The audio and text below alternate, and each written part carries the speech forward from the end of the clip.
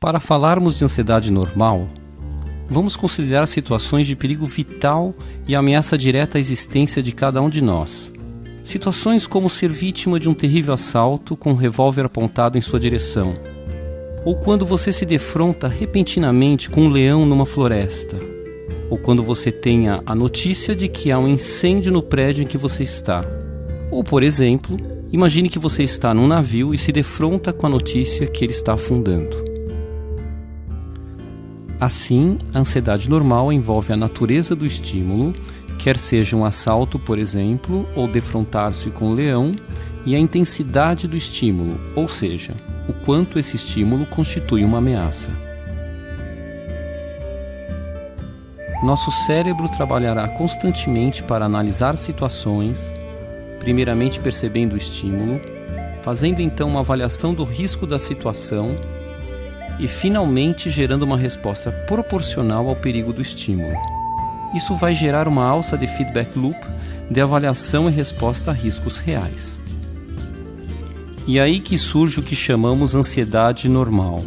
Seria uma resposta proporcional ao estímulo de ameaça, contando com basicamente duas possibilidades de comportamento: o enfrentamento direto da situação, podendo ser chamada de luta, ou a esquiva imediata da situação, o que denominamos de fuga. Portanto, ou enfrentamos o leão ou o incêndio, ou fugimos da situação, como, por exemplo, quando pegamos um bote para nos salvarmos de um naufrágio. Na vida atual cotidiana, houve uma troca de valores, de forma que os estímulos foram substituídos. As ameaças vitais passaram a ser outras. O leão da floresta, por exemplo, passou a ser a violência urbana.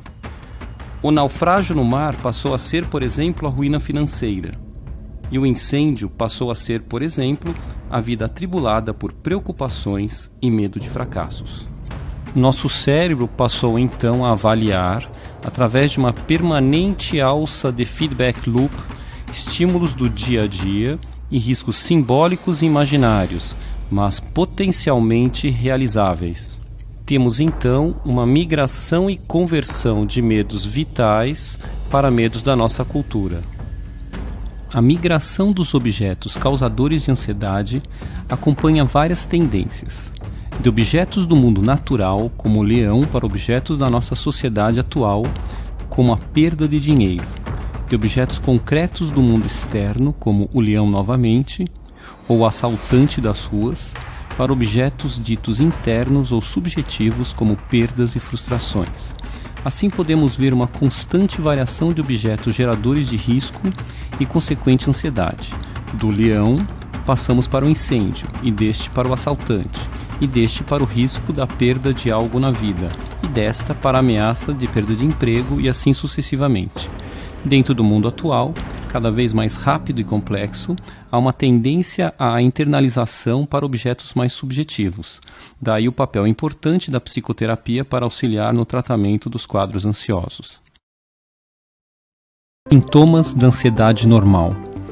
Com exceção das situações de franco risco de vida ou de catástrofe, a ansiedade normal tende a ter sintomas mais brandos do que a ansiedade patológica, que veremos com mais profundidade. A apreensão, preocupação e pensamentos repetitivos e antecipatórios são frequentes. Quando a intensidade do estímulo é maior, podem surgir sintomas físicos como taquicardia, sudorese, tremores e inquietação. Mas voltamos a frisar que isto ocorre geralmente em situações de perigo real iminente. Portanto, a presença de sintomas físicos não exclui a possibilidade da ansiedade ser normal, desde que a natureza do estímulo e a intensidade do estímulo sejam grandes o suficiente para justificar uma resposta corporal, aparecendo assim sintomas físicos. Ansiedade patológica. Após compreendermos a ansiedade normal, não será difícil compreendermos a ansiedade patológica. O que acontece na ansiedade patológica é uma resposta exacerbada e desproporcional tanto em relação à natureza do estímulo e à intensidade do estímulo. Agora não falaremos mais em leões, naufrágios ou incêndios, estímulos que remetem a respostas ansiosas fortes, porém normais.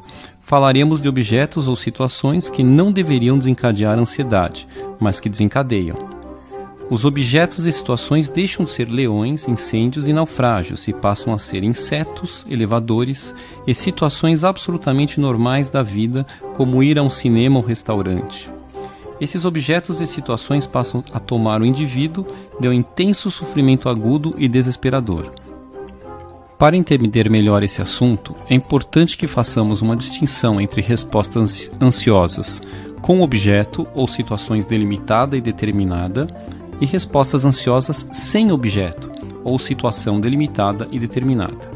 No primeiro caso, teremos o que chamamos de fobia, e no segundo caso, chegaremos ao pânico. No primeiro caso, ou seja, nas fobias, um objeto sem este poder assustador passa a ter um poder assustador e aniquilador.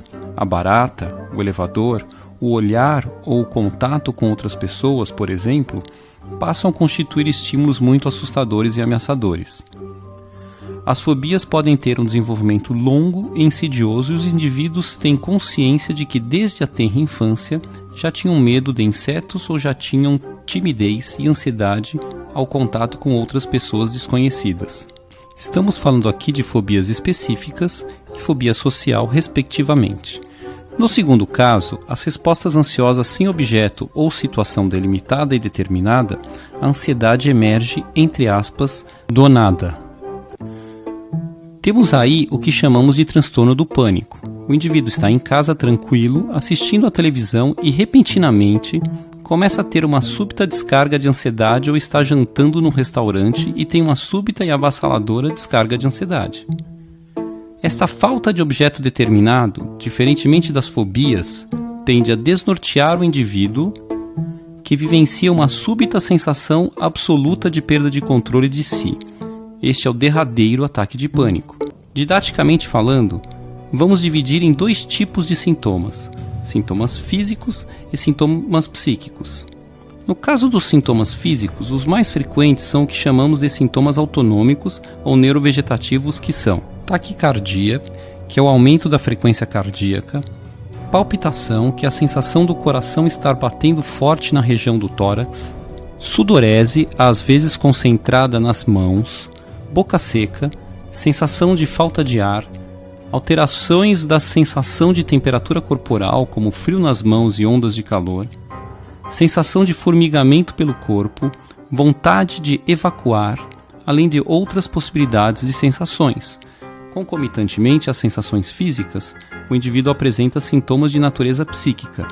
Os mais frequentes são sensação iminente de perda de controle, medo do que coloquialmente chamamos, entre aspas, ter um troço, medo de estar acometido por uma doença grave e fatal, geralmente uma patologia cardíaca, e finalmente um padrão relativamente frequente que seria a sensação de estar enlouquecendo ou de estar tendo um surto psicótico. Este complexo de sintomas físicos e psíquicos constitui o que chamamos ataque de pânico, mas vamos analisar o curso e intensidade temporal de um ataque de pânico.